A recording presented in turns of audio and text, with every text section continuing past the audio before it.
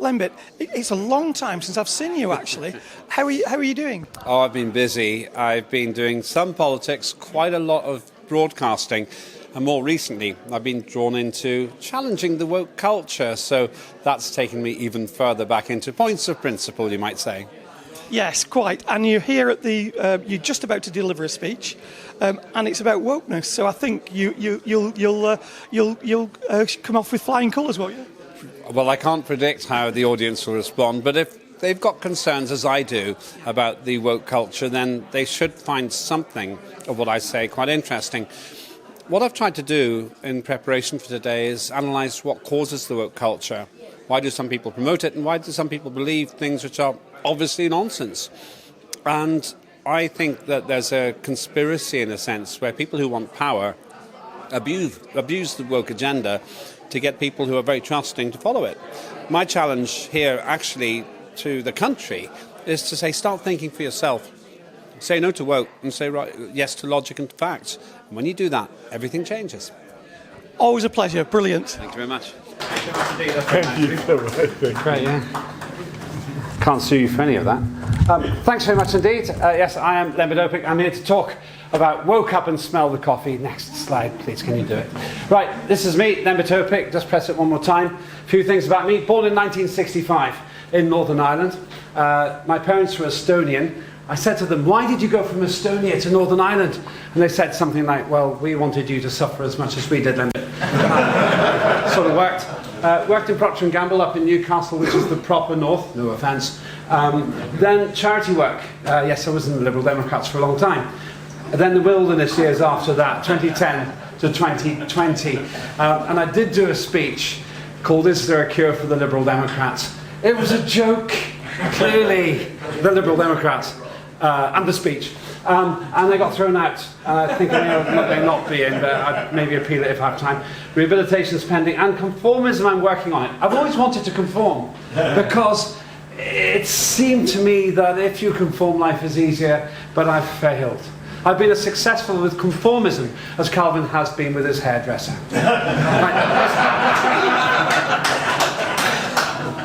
We came up on the same train together, at different ends. Right, let's talk about this.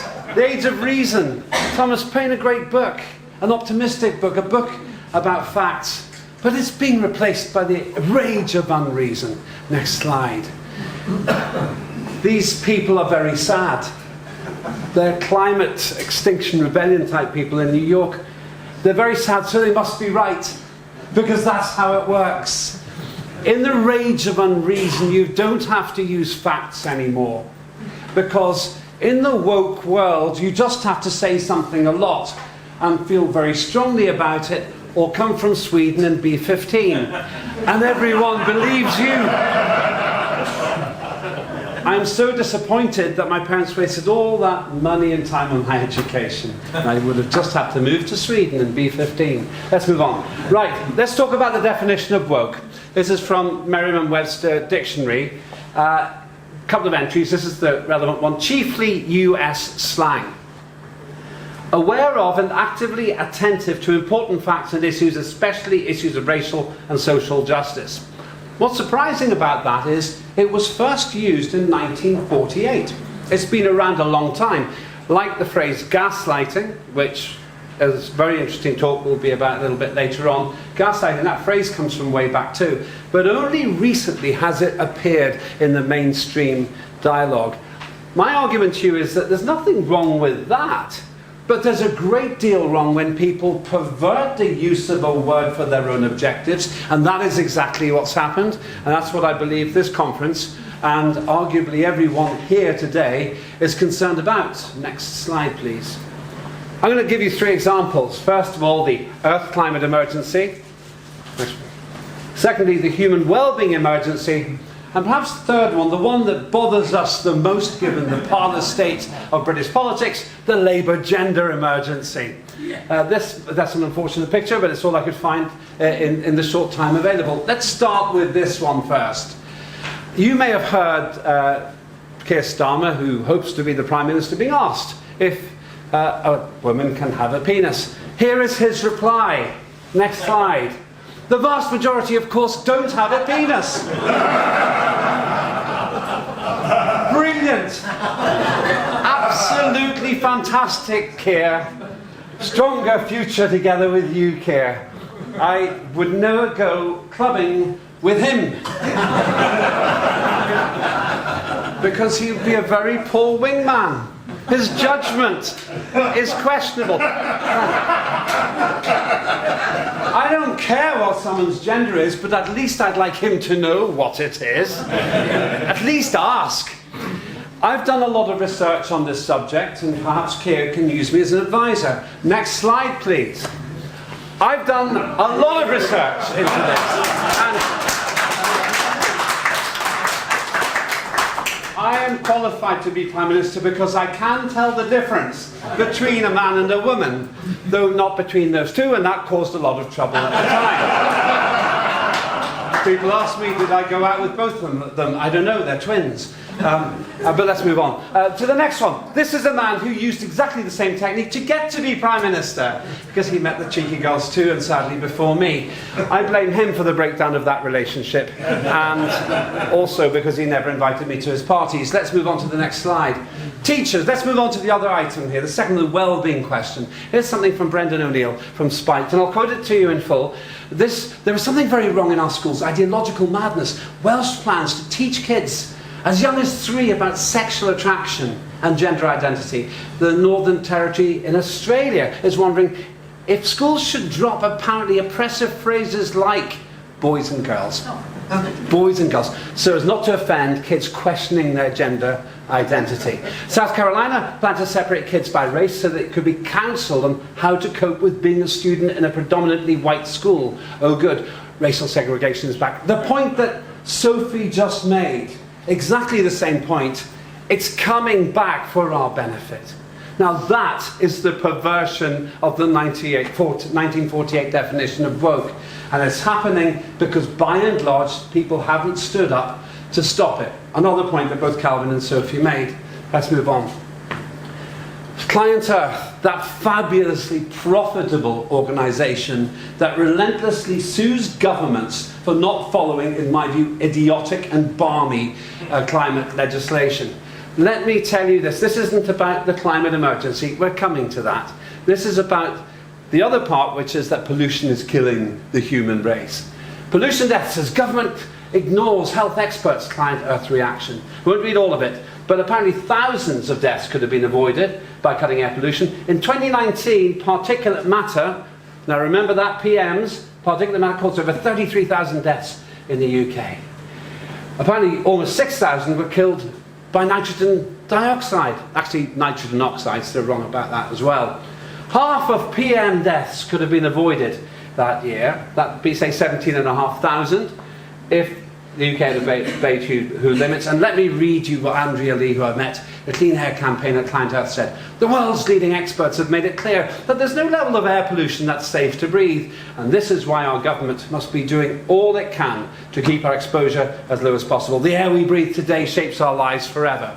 Here are some facts, ladies and gentlemen. First of all, in the recent history of the UK, the number of people who have bad air on their death certificate, number's 1. And it's questionable. She was chronically ill, and I suspect, I'm not a doctor, but I suspect that she would have lived, at the very least, with terribly constraining health disorder for the rest of her life. That's a made-up figure by a guess about how many days each of you and me will have our lives curtailed by breathing bad air. Now, I did a bit of research into particulate matter. PMs. One of the most polluted parts of the UK for particulate matter, little bits, tiny bits in the air, is in Marylebone. One of the least polluted is in northwest Scotland, in a place I can't pronounce, but it's run by the SNP, so I'm not really very interested anyway.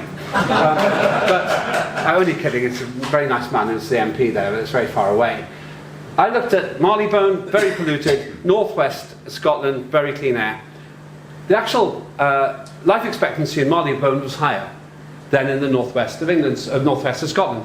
I looked at some other places. Consistently, the places with the higher particulate matter had a higher life expectancy. Why?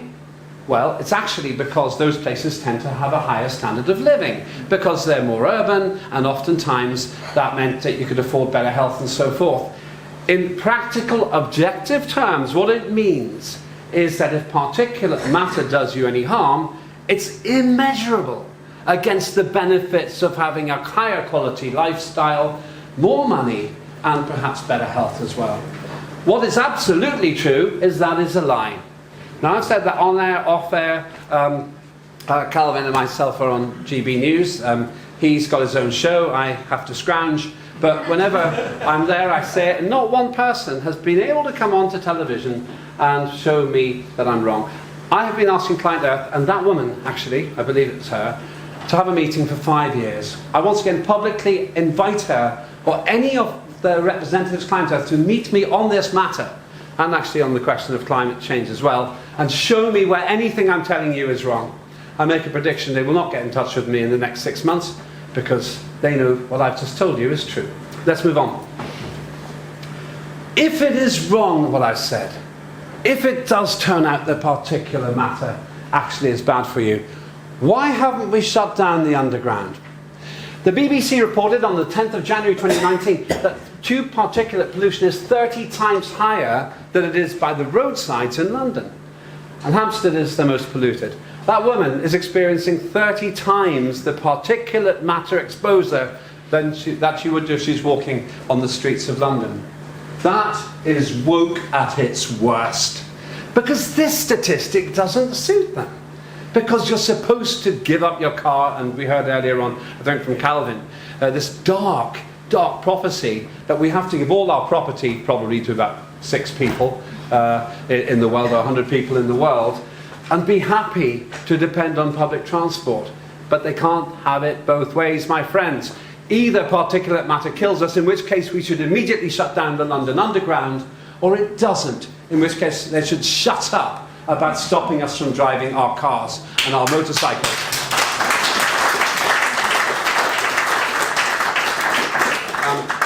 Those people look miserable because they know that anyone who believes that will eventually be in there making them even iller by coughing COVID over them by not wearing the masks, and we knew how successful that particular campaign was. Let's move on to the next one.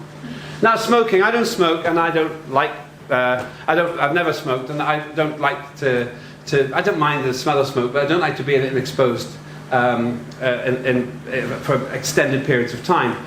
But I do absolutely like the idea that you should have the choice, because at the end of the day, if you're old enough to make decisions like voting and having families and so forth, you should be able to decide the things that you do that might not be that good for you.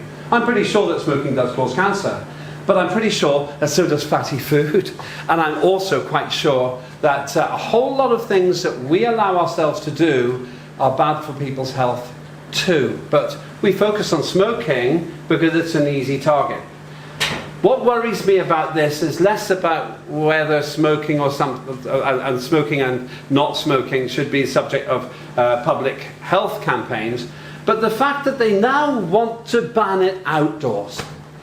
Now, why is this significant?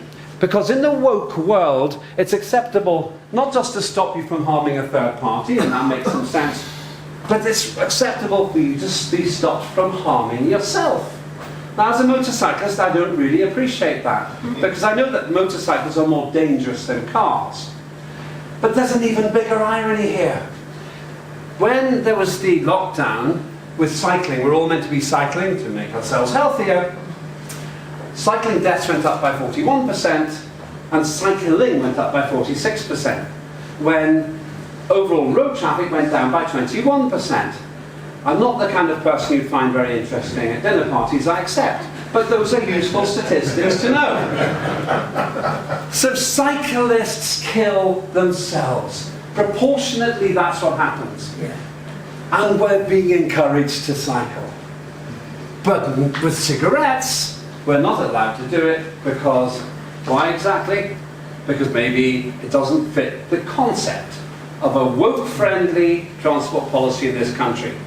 I promise you, my late mother, who died last year, she was 81, would have been totally and utterly excluded from the centre of Leicester if she couldn't get a car to the door of the shop that she wanted to go to.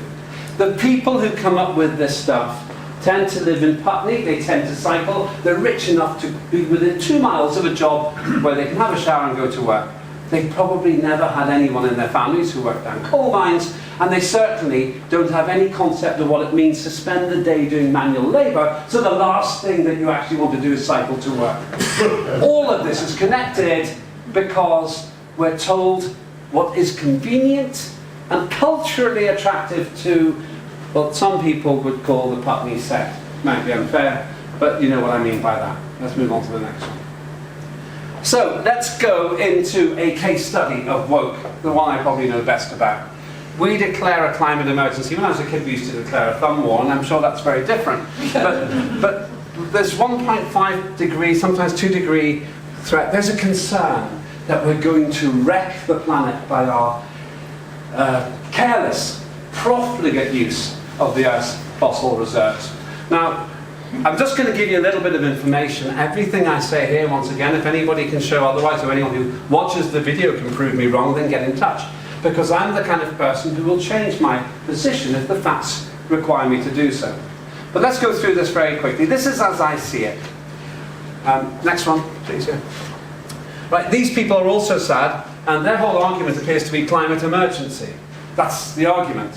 Now, I used to think that probably they had some arguments behind it, but as Calvin can confirm, very rarely does anyone get on to GB News or any of those truly liberal, as in open-minded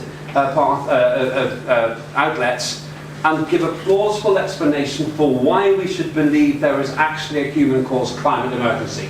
Here's why. Let's go to the next one. Right, net zero is a form of climate fundamentalism. It assumes that we have to stop emitting CO2 as a human race. The CO2 UK Climate Change Act mandates, and I quote, net zero man-made CO2 emissions by 2050 to counter a climate emergency. Now that's Conservative Party policy. You'd think that they'd know better, but apparently not. Leaving aside the fact they're not going to win any votes by doing this, because probably the Greens have swept up all the people who are obsessed with this as well, and the Lib Dems used to, and they were still serious. But basically, that's their policy. There's zero feasibility study, zero environmental impact assessment, which is ironic, zero economic impact assessment, zero societal or social impact assessment, and zero cost-benefit analysis. This is woke at its worst because it's affecting every single one of you, and I would argue, that we haven't got time to go into this now, it's also directly causing the cost of living crisis. 67% increase in energy, 10 or 11% inflation. When a quarter of the cost of just about everything you buy is energy, you can kind of do the sums. It sort of adds up. That's for another day perhaps. But this means that the government has used a woke agenda to enforce something upon you that hasn't even been tested against the normal conditions they use to implement policy. Next slide, please. What drives Earth's climate? Well, I'd suggest this. Solar winds, cosmic rays, atmospheric composition, terrestrial magnetosphere, Milankovitch cycles, that's how the Earth goes around the Sun, volcanic tectonic activity on the long term, El Nino, La Nina, that's how the Earth's oceans change their flows across decades, jet stream, Gulf Stream, and Beaufort gyre currents. Those are all technical things, you can read about them all. They're not secret. I didn't find these out behind closed doors. They're there for anyone to read. And it's technical, it's not simple. And that's why it doesn't work for work. Next one, please. CO2 is the problem. Sorry, there's a 2 missing there. CO is very bad for you. CO2 is our friend. CO2 is not the problem. It's convenient because if you tell people, oh, this one bad thing, this demon, is what we have to stop, people can understand it. But in actual fact, you probably know all this, maybe you don't. 96.5% of all the CO2 emissions come from natural sources, not from humans. At most 3.5% is man-made. 0.04% of the atmosphere is CO2. So think about it. 3.5%, 1/33 of the emissions to add to 0.04%. That's what we're actually contributing as the human race. And within that, UK produces 1% of that 3.5% to contribute to the 0.04%. Net zero policies cost the UK economy will do £5 trillion. Net zero might cut the temperature by about 0.1 degrees centigrade by 2050, which is not really measurable. For those of you, I'm not sure if this happens here, whether you become a temperance movement, because everyone here seems to be ordained, but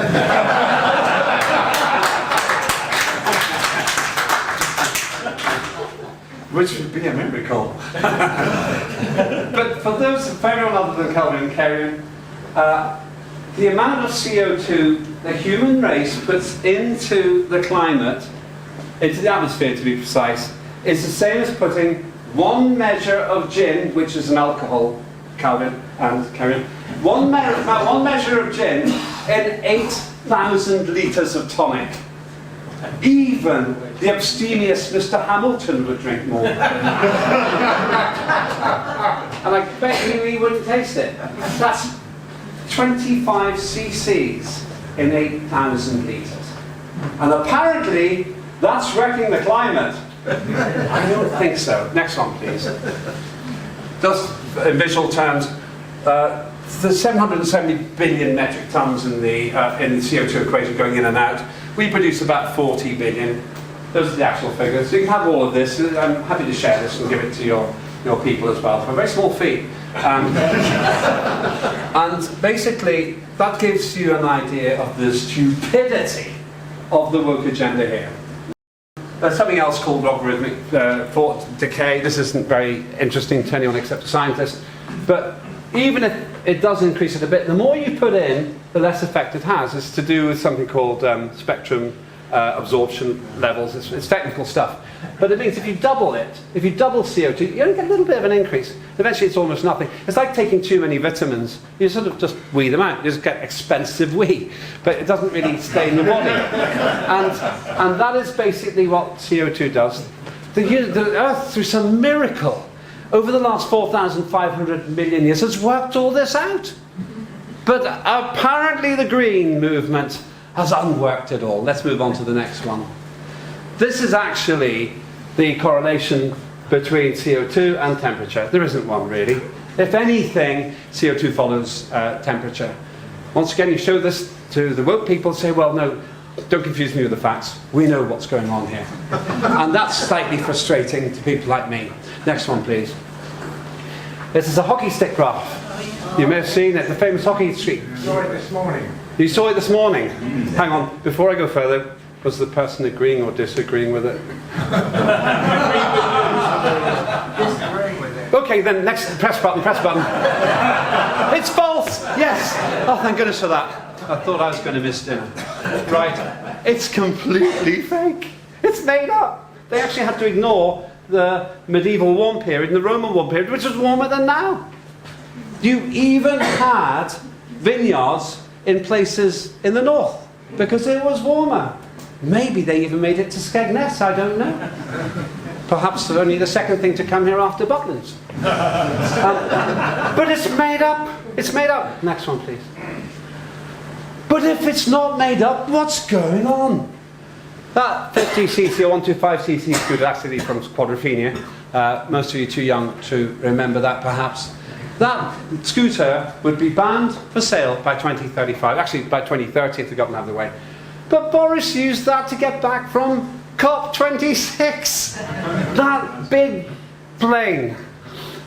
plane, Boris came back down in. So if he believes it, what's he doing? What is going on in this world? Bill Gates, with one of the highest environmental footprints on the planet as a person, flies around and preaches to us about the need to cut CO2.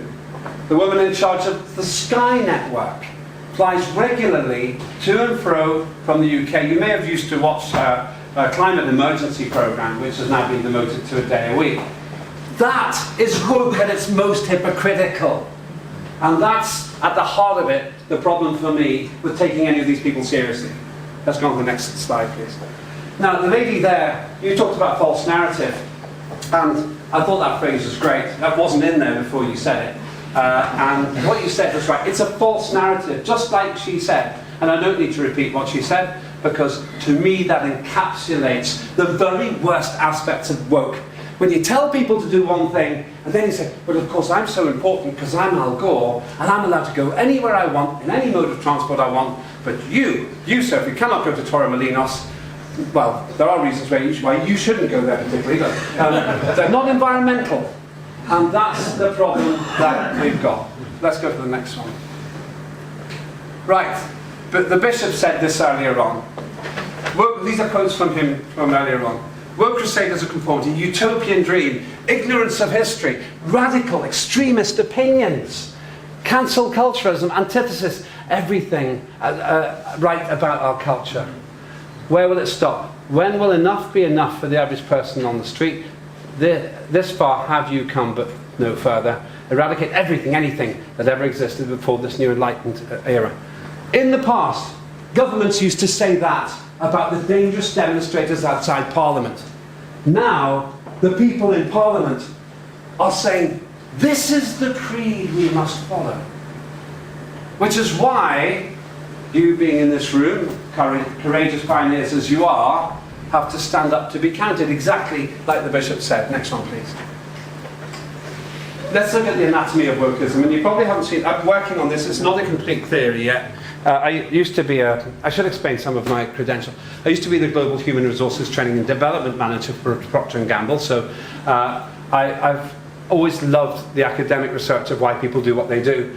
My father was a nuclear physicist and my grandfather was an astronomer, so I like to think I got some basic understanding of these issues. And we now move on to more the sort of things I learned as a training manager. The anatomy of workism. Anyone ever heard of Maslow's hierarchy of need? Yeah, some of you have. It was a wonderful piece of research in 1942 by Abraham Maslow, who tried to work out why we do what we do. And this, you can talk about it for days, but the 22nd version is he thought there were 5 different stages of behaviour. The bottom one was always the most motivating. Physiological needs, safety needs, love and belonging, esteem and self-actualization. Physiological needs would be, if a tiger came into the room, you'd probably not say, I'm just going to wait for the end of Lembit's presentation before I run out the door. You just go. Because that becomes the all-important thing. If that's satisfied, then safety needs. Oh, can I pay my mortgage? I'm going to be starving. I'm going to have to turn the heating off. Fundamental things that bother you about your ongoing existence. Then love and belonging, being in a team, having a happy home life. Self-esteem, and finally self-actualization. Perhaps the sort of things we are privileged to be doing today. Now, I suggest to you, the next one please, that the anatomy of wokeism is like this. The leaders, in their effort to achieve self-esteem, which Abraham Maslow described as respect, self-esteem, status, recognition, strength, and freedom, get the followers, which is the proletariat, everyone else, to feel that they owe it to the world, to their families, and to their sense of connection, to make the sacrifices that woke demands. Now, I'm using the example of environment, but it could be about racism, it could be about gender identity. So the leaders strengthen their position, and perhaps their sense of self-esteem, by getting the followers to feel they have to obey. And also the safety needs, and this is very relevant to the environment. If you don't do this, we will all die. You will kill your children and your children's children. And to quote one of the greatest orators of our generation, how dare you? And that's why they applauded. Not because they particularly cared about this girl telling whatever group that they were wrong, but because it was working. Because she was a thought leader for all these other people. And I think that Greta Thunberg was horrendously abused by the environmental movement because she was clearly a vulnerable person. So that's the dynamic. That's my theory. Could be wrong, I'm working on it, but that's perhaps the first model I've seen, and I've drawn on other people's work to put that together as well. Next one, please. What's interesting is self-actualization, the higher order stuff, it's not in there, and physiological needs aren't in there either. Why not? Because actually, climate change isn't killing people. Well, human-caused climate change isn't killing people. The weather kills some people. But, next slide, please. The number of people who are actually killed are very, very low. And that's why we've got this claim. 97% of scientists agree. It's another piece of woke rubbish. I won't go through all the figures, but what the survey actually did, it took just about 12,000 reports, and they ignored the fact that almost 8,000 said they had no opinion. 3,000 said human beings are doing a bit, but not much. I personally think that. They took the 64 who said man is causing all the warming, and the 9 who said they're not. And that's where you get your 97%. In other words, actually, if you add the rest up, 92% have no opinion or don't think human beings are doing a lot of harm. That's how woke works. Because most people don't dig this deep to see it. And the disgraceful media are happy to swallow all of this because they're part of the conspiracy. Next one, please. That's what you end up with. Actually, if you do probably almost 8.3%, no opinion, 67%, minor to none, 25%. So if this was an opinion poll for a party, you'd say 8.3% for the killing the world party and 25% saying everything's all right. Next one, please. And deaths, this is the point. Right, you think that the world's drowning and burning. We're currently experiencing the lowest number of deaths in the history of the human race from weather-related incidents. Now, weather is not the same as climate, before somebody says.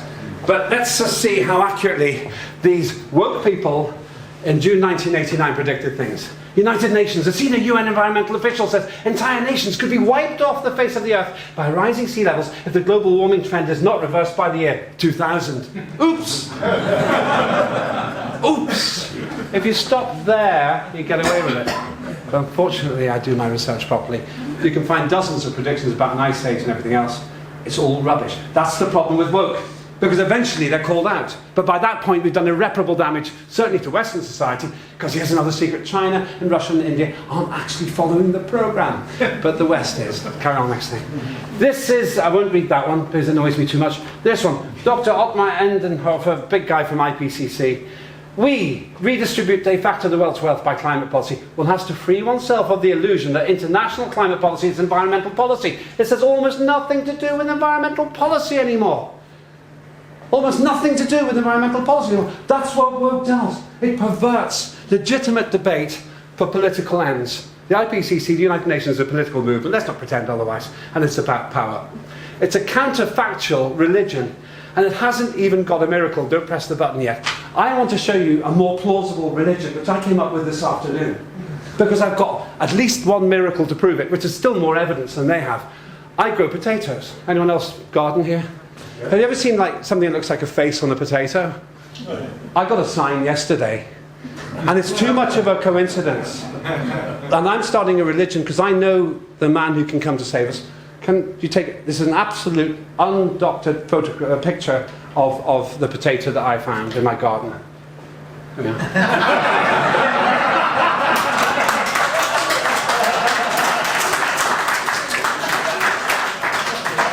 It's incredible. But it's still more evidence than the climate emergency. Hail Hamilton, the king of spuds. They haven't even got a miracle. Thank you, Neil. You could sort of see I was doing something when I was sitting next to him there. But they haven't even got a miracle. Let's move on. Right, so what's the answer? Finishing off. Well, that's a beautiful aircraft. It's going to be a supersonic plane called Boom. Well, that's what human beings can do when we stop sweating about the woke nonsense and aim high to the life-saving, wealth-giving, quality of life improving things that human beings do when we keep our eye on the ball of progress rather than the eye of the ball of suppressing the masses. Uncancel freedom of speech, end persecution of free thinkers. That's different, because I'm happy to have an argument with anyone, including the people I disagree with. What I disagree with completely is cancelling those folks. March towards the sound of disagreement, because then you can say, you see it differently, help me see it otherwise. Love science and progress, listen without prejudice, and rehabilitate science. Because science is in the doldrums right now. Next one, please. The immediate next steps, call out eco-fraud, as I always do. Ask for the facts. Formal complaints to educational authorities when they fill our children's heads with nonsense and woke rubbish that a 3 or 4-year-old prepubescent child has no reason to hear. And no parent should expect a teacher to introduce doubts which will naturally be resolved in the overwhelming majority of people through the normal course of evolution. And for the others, make sure you have candid counselling But you don't force everyone to make a judgment on this as if it's the most important thing that our schools are doing. Right, vote out virtue signalling pretenders and demand facts and reject emotional diatribes. Next one, please. Right, there's something called Operation Earthquake. I'd like you to be involved in it. We're trying to make ICE-bound policy the #1 issue. Now, ICE is internal combustion engine. Your petrol, your diesel cars. We're challenging parties on their manifesto position on ICE. We're forcing a debate on economic, social and eco implications, and this week or next week we're launching a very expensive report which the Centre for Economic and Business Research has done at CEBR to talk about the actual cost. Leaving aside the environmental stuff, and you'll find that the damage that this stupid policy, this woke policy is doing is orders of magnitude better than the benefit. No candidate should be able to ignore this. A group which I work with, the Motorcycle Action Group, the Alliance for British Drivers and others are already active. And we're trying to cause an earthquake to say, enough now, and that's something that Sophie said as well. Right, next one please. Now, I want to turn this around. Action here, this is the real revolution. Action here to say to those people, you will not get our esteem. You will not get respect and status and recognition and strength and freedom from us if you take it away from us. Now that's what I think is the radical thought in this room. I didn't have this slide until I listened from the back, but I realised that's probably what you're trying to do. Next one. Reclaim the age of reason. That's essentially what I'm suggesting. Let the alarmists get stuck on gesture politics. Force the climate debate into factual analysis. Warn the public where we're heading with this ridiculous sexual agenda where you can't decide what a woman actually is, what a man actually is. It's actually for an individual to define it, not for me. But I think that we need to have a bit of common sense here too. Invert the hierarchy, cause that earthquake and reclaim the streets. Will absolutely be in the ascendancy because they will be able to make everything we hypocritically buy from them as they produce the emissions that we used to, while we languish in a kind of regressive retro poverty of our own making. But if on the other hand we actually say enough now, the game's over, we need grown-up politicians, then people like you who always impress me and people out there who want some politicians to be impressed by might actually have a hope of having politicians that run the country instead of serving themselves. Thank you.